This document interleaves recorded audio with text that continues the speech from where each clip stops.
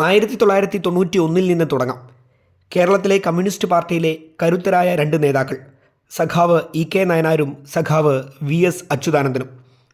കോൺഗ്രസിൽ കെ. കരുണാകരൻ തേരുതെളിക്കുന്ന കാലം. അധികാരത്തിലിരിക്കുന്നത് communist party. ഇ.കെ. നായനാരായിരുന്നു മുഖ്യമന്ത്രി, വി.എസ്. Party secretary. അപ്പോഴാണ് ആകസ്മികമായി ലോക്സഭാ തെരഞ്ഞെടുപ്പ് വരുന്നത്. സംസ്ഥാനത്ത് പാർട്ടിക്ക് അനുകൂലമായ സാഹചര്യമുണ്ടെന്ന് വിലയിരുത്തി സംസ്ഥാന നിയമസഭ പിരിച്ചുവിട്ട് നിയമസഭാ തെരഞ്ഞെടുപ്പ് നേരിടാനായിരുന്നു പാർട്ടി തീരുമാനം. നയനാരെ താഴെയിറക്കി വി.എസിന് മുഖ്യമന്ത്രിയാവാനുള്ള നീക്കമായി പലരും അതിനെ കണ്ടു. സംഘടനാ പ്രവർത്തനത്തിലുള്ളവർ പാർലമെൻ്ററി രംഗത്തേക്കും അധികാരത്തിലിരിക്കുന്നവർ തിരിച്ചും പ്രവർത്തിക്കണമെന്ന ആവശ്യവും വി.എസ്. പക്ഷം അന്ന് ഉയർത്തിയിരുന്നു. പക്ഷേ അപ്രതീക്ഷിതമായ മറ്റൊരു സംഭവം എല്ലാം തകിടം മറിച്ചു. രാജീവ് ഗാന്ധി കൊല്ലപ്പെട്ടു. ആ സഹതാപ തരംഗത്തെ വോട്ടാക്കി മാറ്റാൻ വൈഭവമുള്ള നേതാവായിരുന്നു കെ. കരുണാകരൻ. കോൺഗ്രസ് ജയിച്ചു. കരുണാകരൻ മുഖ്യമന്ത്രിയായി. വി.എസ്. ജയിച്ചപ്പോൾ പാർട്ടി തോറ്റു. അങ്ങനെ അദ്ദേഹം പ്രതിപക്ഷ നേതാവായി. മറുവശത്ത് അടുത്ത പാർട്ടി സമ്മേളനത്തിൽ പാർട്ടിയുടെ കടിഞ്ഞാൺ വി.എസിന് നഷ്ടപ്പെട്ടു. നായനാർ സംസ്ഥാന സെക്രട്ടറിയായി. വർഷം 1996.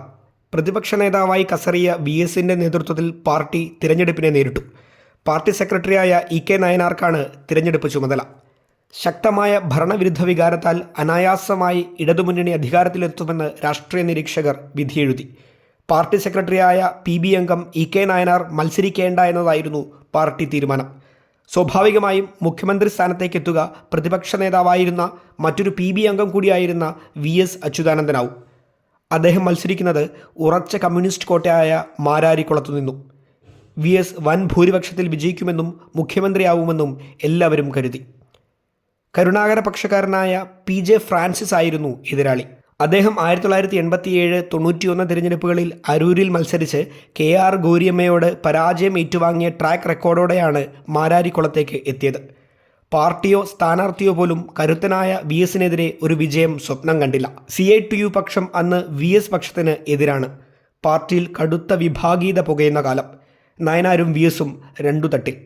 എന്നാൽ ഇതൊന്നും തിരഞ്ഞെടുപ്പ് രാഷ്ട്രീയത്തിലേക്ക് കടന്നുവരുന്ന പതിവ് ഇടതുമുന്നണിയിലില്ല. സംസ്ഥാനത്തുടനീളം വി.എസ്. പ്രസംഗിച്ചു. അദ്ദേഹം മുഖ്യമന്ത്രിയാവുമെന്ന പ്രതീതി കേരളമെമ്പാടും സൃഷ്ടിക്കപ്പെട്ടു. ഫലം വന്നപ്പോൾ രാഷ്ട്രീയ കേരളം ഞെട്ടി. പാർട്ടിക്ക് ഗംഭീര വിജയം, സംസ്ഥാന ഭരണം. പക്ഷേ നായകൻ വി.എസ്. ഉറച്ച പാർട്ടി കോട്ടയായ മാരാരിക്കുളത്ത് 1965 വോട്ടുകൾക്ക് അവിശ്വസനീയമാം വിധം പരാജയപ്പെട്ടു. പാർട്ടി ജയിച്ചു, വി.എസ്. തോറ്റു.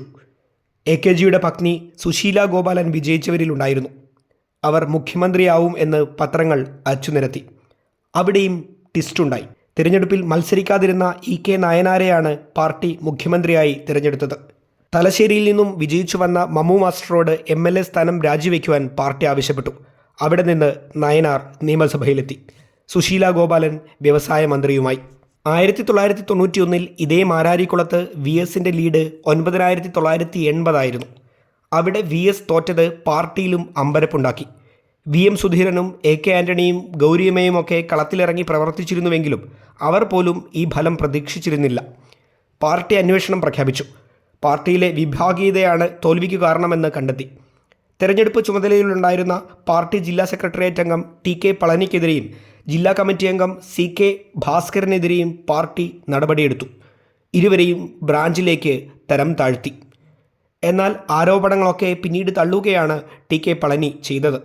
ഗൗരിയമ്മ പാർട്ടി വിട്ടത് ക്ഷീണമായെന്നും മാരാരിക്കുളത്ത് ഗൗരിയമ്മയ്ക്ക് വലിയ സ്വാധീനശക്തിയാവാൻ കഴിഞ്ഞെന്നും അദ്ദേഹം വാദിച്ചു. VM സുധീരൻ്റെ നേതൃത്വത്തിൽ മുൻനിര കോൺഗ്രസ് നേതാക്കൾ അവിടെ ക്യാമ്പ് ചെയ്ത് പ്രചാരണം നയിച്ചതും കാരണമായി ചൂണ്ടിക്കാട്ടി. വ്യാപകമായ കൃത്രിമം നടന്നുവെന്ന് കാട്ടി വി.എസ്. കോടതിയെ സമീപിച്ചെങ്കിലും അനുകൂല വിധിയുണ്ടായില്ല. വി.എസ്. പരാജയപ്പെട്ടുവെങ്കിലും അദ്ദേഹം പിന്നീട് കൂടുതൽ കരുത്തനാവുന്നതാണ് കേരളം കണ്ടത്. 2001 പ്രതിപക്ഷ നേതാവായ അദ്ദേഹം ജനകീയ വിഷയങ്ങൾ ഉയർത്തിക്കാട്ടി മലയാളിയുടെ കണ്ണിലുണ്ണിയായി. കണ്ണേ കരളേ വി.എസ്.എ എന്ന മുദ്രാവാക്യം കേരളമെമ്പാടും മുഴങ്ങിയ കാലം. 2006 അദ്ദേഹം മുഖ്യമന്ത്രിയുമായി.